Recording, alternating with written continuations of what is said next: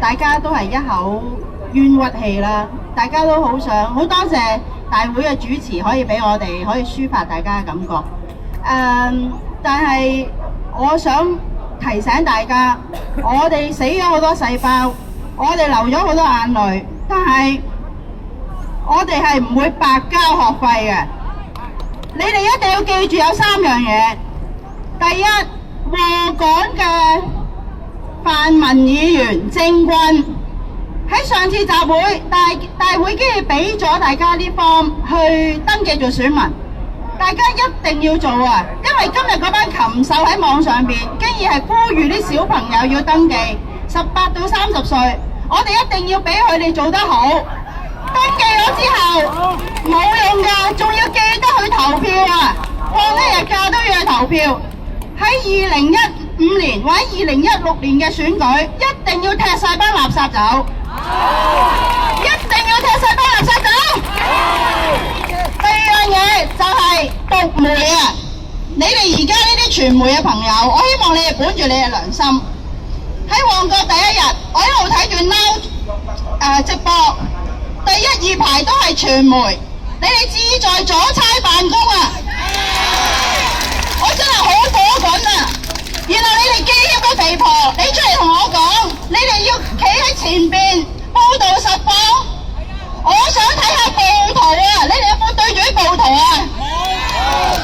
原來喺夜晚喺塘尾度無記影住你哋，一路用閃光燈照住警察嘅眼。我真係好火滾啊！你哋啊係一個專業嚟㗎。如果你哋要趕住你哋唔再做專業 ，fine， 你哋要同香港市民開戰，我奉陪到底啊！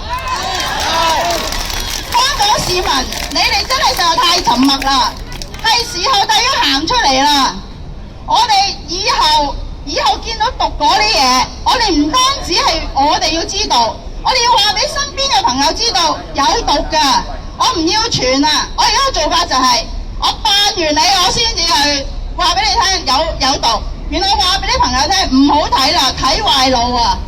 因為我話俾你聽，嗰日喺公司有個28、9歲嘅同事，佢竟然問我一個問題：你認為黎智英做咗咩啊？咁我希望如果你錄影緊，如果你今日見到我呢，我想話俾你聽，同事，我希望你只係年少無知，而唔係道德淪亡咯。第三，我想話俾大家聽，我哋嘅下一代，如果你哋有下一代啊，你哋真係要睇緊啲啊！我哋嘅教協而家係妖魔鬼怪嚟㗎，佢哋日日喺度洗緊我哋細路仔嘅腦，我哋冇得救。其實而家瞓緊街嗰代冇得救啦。如果佢哋有80歲命，我哋都仲有50年要捱。咁但係如果你哋有好年幼嘅小朋友，你要點做啊？睇住佢啊，睇住佢日日喺，唔好指意啲老師啊！啲老師係咪反共產？佢又唔敢上天安門。我想話你哋想點啫？你要洗我小朋友腦。17年嚟，教協黎智英，你哋做咗啲咩嘢啊？我哋落區去同啲小朋友傾偈，個單向嘅。你一講嘢，佢駁你唔到嘴就話689有問題。689有咩問題啊？中風園咯，你哋知唔知係邊個搞出嚟㗎？唔理㗎，冚啦689，真係令你覺得，如果你同我哋傾個偈，你覺得香港嘅冇前景啊？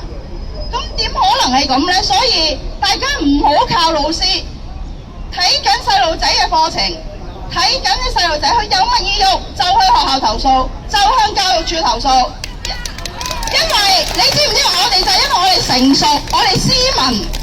所以俾班爛仔而家喺度撳住我哋嚟打，即係好老實講，我從來30-40年未講過粗口，而家一日講100句粗口，不過阿咩唔俾我講粗口，即係因為真係會谷爆啊！最後一點啊，我想同大家講嘅就係、我哋要停止網絡欺凌咯。其實嗰啲咩蝗蟲啊、click crack 嘢係歧視啫嘛，你有冇諗過其實係毒果做出嚟㗎？點解12個月裏邊咁多人喺街大小便㗎？點解咁多好戲睇㗎？呢啲就係其中嘅洗腦教育嘅一部分啊嘛！我哋要停止去傳呢啲嘢啊！唔好你傳我又傳啊！按一個掣有幾難啫？但係嗰個影響係好大、好深遠咯。